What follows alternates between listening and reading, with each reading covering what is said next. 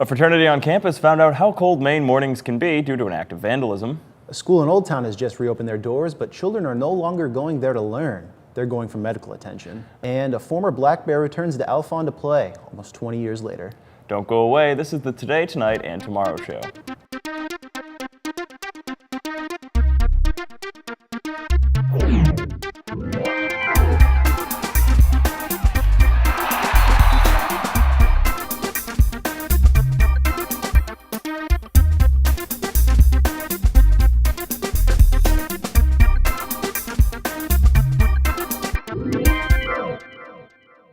Good afternoon, UMaine. I'm Travis Barassa. And I'm Tim Bissell. Student government was flooded with controversy in the past week. William Pomerleau, the now former student body president, resigned from the post last Tuesday. Now, while the Student Senate was in executive session debating whether or not to recall Pomerleau from the presidency, a senator and friend of Pomerleau's took him aside to discuss the proceedings. After this discussion, Pomerleau submitted his resignation to the Senate. Vice President Stephen Moran was inducted as the new president of student body earlier this week. Zip cars, the recently introduced rental cars available to UMaine students, are back in the news this week, not for their ease of use, but for collisions involving the rental vehicles. Earlier this week, a Toyota Prius Zip car smashed into a telephone pole near the Orono Dunkin' Donuts. This came just days after a deer collided with another Zip car on the Kelly Road here on campus. Both Zip cars are out of commission for the time being, and Zipcar, the company who owns and operates the rental system, will take care of all damages. Lord Hall is currently presenting Test Everything, this year's senior art exhibition. Included in the exhibit are self-portraits, canoes, graffiti, and photographs. The exhibit opened December 7th, and all work shown was done by these senior students. The event will run until January 25th, so if you haven't checked it out yet, you'll still have a chance to catch it when you get back from winter break. This past week, the class of 2010 held elections for class officials. The title of treasurer was won by Joe Moran. Chelsea Tangway was elected as the secretary of the class, Morgan Malley took the position as historian, and Jen Dana and Rebecca Morton were chosen for the social chair. Harold Bournes, a retired UMaine professor, has just received the 2007 Big M Award. The award was given to Bournes for his accomplishments in his profession and his services to the citizens of Maine. Bournes was a geology professor here at UMaine who retired in 2005 after 50 years of teaching. The award came from the Maine State Society of Washington, D.C., a group dedicated to connecting Maine people who work and live in the D.C. area. Chittenden, a Vermont-based banking company, has recently acquired Merrill Bank of Maine.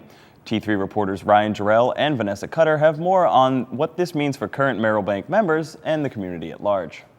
I'm Vanessa Cutter for T3, and I'm standing in front of the Main Street Merrill Bank in Bangor. Merrill Bank was recently bought out by Chittenden Bank. Its estimated worth is at $550 million, whereas Chittenden is worth a staggering $7 billion. Merrill Bank Vice President Jerry Jarrell explains what the business plans to do for Maine and its economy. You've got $7 billion in assets available to you. There are a number of different things that you have the ability to do, services that you could offer, branches that you can open when you have a larger base of assets to work from. Merrill Bank strives for convenience. The upcoming Broadway location in Bangor, along with its two brand new branches in Waterville, provide increased availability for customers. Each new location adds to Maine's growing job market. The fact that Merrill Bank is part of Chittenden, I think bodes well for the economy in this region. New branch will need to be manned. We need a manager, we need tellers, we need service people. So we'll certainly look to fill those slots from existing employees within the bank, but throughout the long run, we expect that there will be many new jobs created. Numerous banks compete for the business of Maine citizens. Merrill Bank welcomes the majority of those seeking a savings or checking account. Loan assistant Jill Bean explained. Pretty much anybody is eligible to become a customer as long as they have good credit and they're in good standing. With Bangor constantly growing, the new Merrill Bank promises to help Maine's expanding economy. For Vanessa Cutter, I'm Ryan Jarrell for T3. Hello? I'm still here. The mosquitoes are getting to me. I'm a little stuck. I'm getting hungry.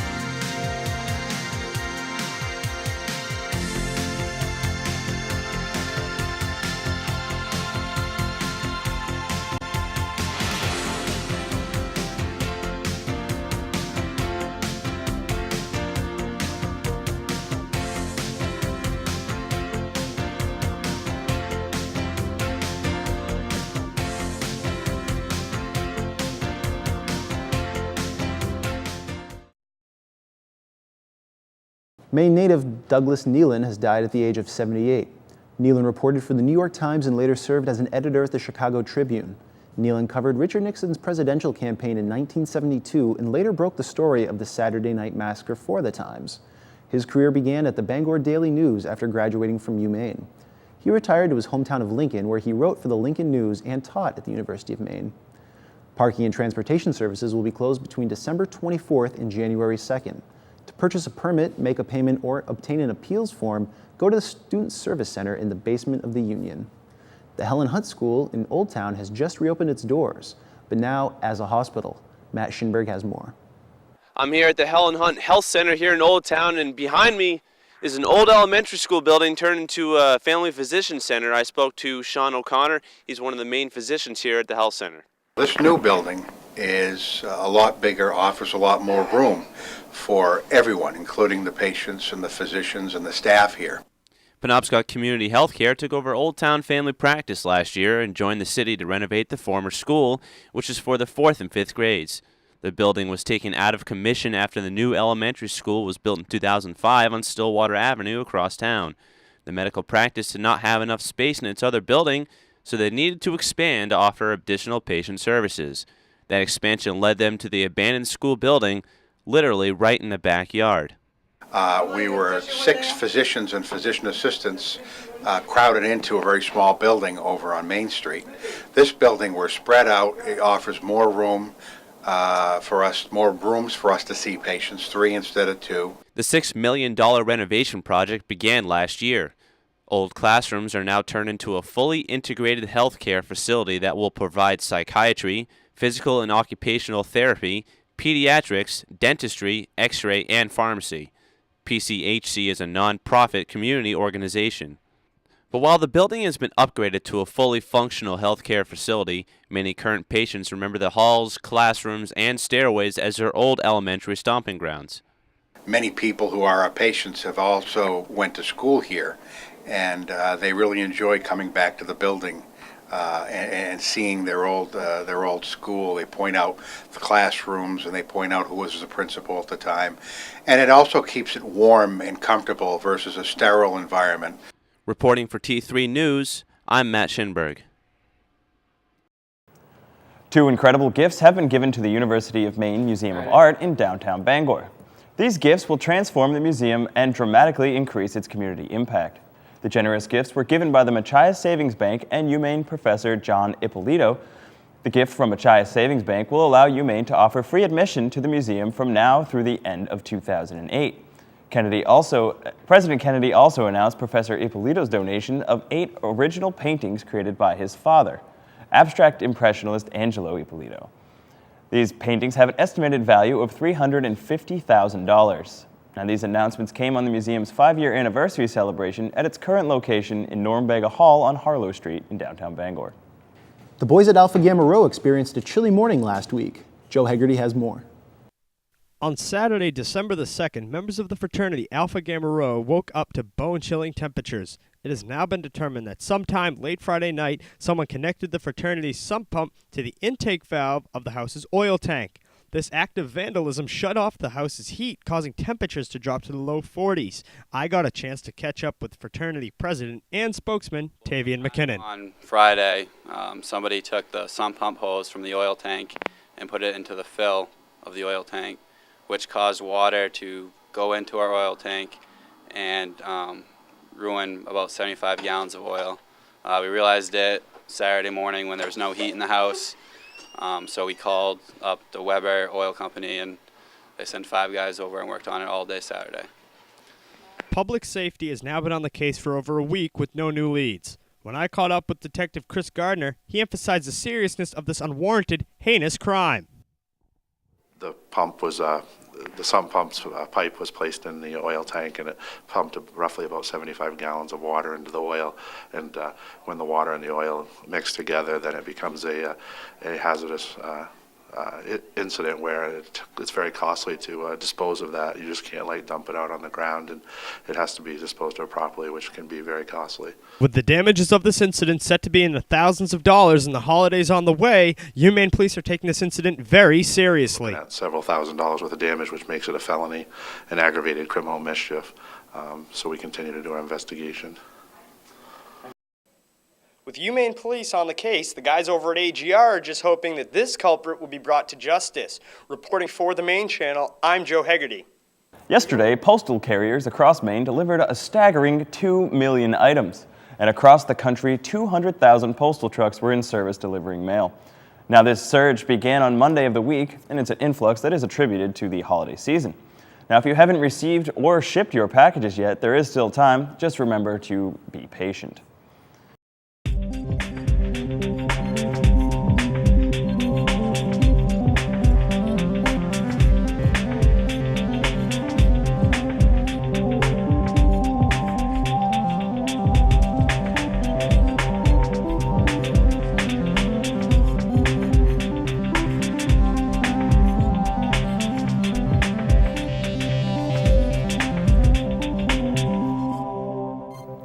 The University of Maine men's basketball team is gearing up for a busy month of January. T3 sports reporter Megan Matthew has more. The UMaine basketball players are here preparing at the Memorial Gym for their 9-game stretch of the month of January and their upcoming opponents, the University of Connecticut. We spoke with Coach Woodward on the team's progression this season. I think, we're kind of exactly where we thought we were going to be. We have a very young basketball team, 6 guys playing their first minutes of college basketball this year. So we know it's going to be a growing process the whole way through, but I love the energy our guys bring every day. I love the character that they have, the work ethic that they have. It's been a great process being able to go down and practice every day. We learn a bunch every day. Freshman Sean McNally has been learning a lot from the coaching staff. Taught me a lot about the game. All the coaches have taught me new stuff this year, taught me more about my defensive stance, my shot. The challenges of losing 4 key starters to last season. Well, it's always a challenge when you lose 4 senior starters, 4 guys that were highly productive for you, 2 of the guys of which, were all-conference players in one way, shape, or form. Certainly losing Kevin Reed, who's one third leading all-time scorer in history, University of Maine. We knew it was going to be a challenge, but I'm very pleased with how some of the guys that have now gone to leadership roles, Mark Jacoby, Junior Burnell, Philip Bofia, Brian Andre, Jason Height, some guys who have been in our program in the past, they've all really enjoyed stepping into that role and are working hard to really take over those leadership for our basketball team. Junior Burnell commented on the leadership role that he has stepped into this season. I mean, it just forced me to be a leader vocally. I know last year we had, 4 seniors which were vocal, and I wasn't as vocal, but this year I have to be, just motivate the team, and we're going to play hard, and just compete. That's all we could do. If we compete, we're definitely in a position to become successful. We know it's going to be something that we're going to continue to learn through experience, but we really appreciate where our guys are at right now and really look forward to where we're going as well. It looks like the practices are coming along, and fans, be sure to come out and support your UMaine basketball players. For T3, I'm Megan Matthew. And now with your T3 weather forecast is my main man sitting to my right, Mr. Travis Barassa. Thanks, Tim. Let's take a look at the T3 forecast. Today we have had snow all day long with a high of 24. Tonight it's going to be more snow showers with a high of 10. And tomorrow it's going to be a high of 20. It's going to be kind of cloudy, but it's going to be a little bit more clear. So let's take a look at that weather map. Up in Caribou, it's about 16. Bangor, it's a nice 21. A little chilly down here, I'm not going to lie. Look at all the snow that's coming down. That dark gray area is closer to 2 inches, and towards southern Maine, it's going to be about 1 more inch of snow tonight.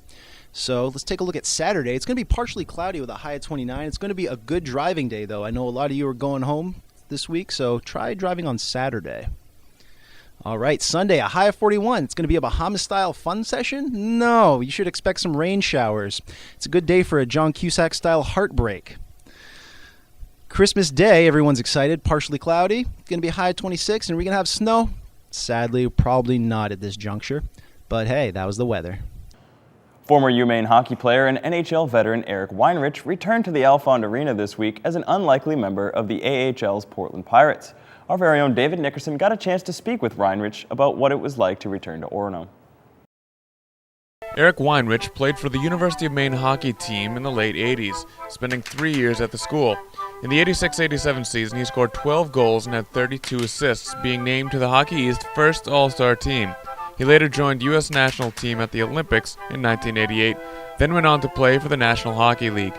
Weinrich recently returned to UMaine as a Portland Pirate. So I think it's kind of a neat thing in this area, and people really get behind the team, and I think that's what really makes Maine hockey special.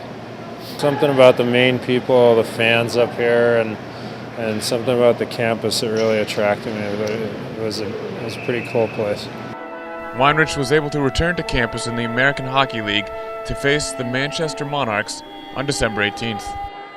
When you come back to Alfond Arena, it's a pretty special place.